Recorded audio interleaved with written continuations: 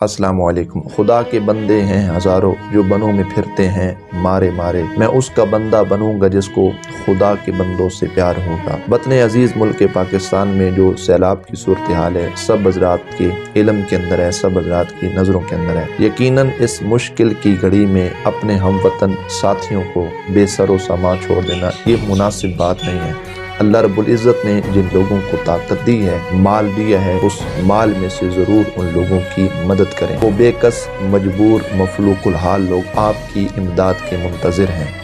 और यकीन माने नेकी सजदा या रुकू या नमाज तक ही महदूद नहीं, बल्कि नेकी की जीनत में ये चीज़ भी शामिल है कि आप लोगों की मदद करें।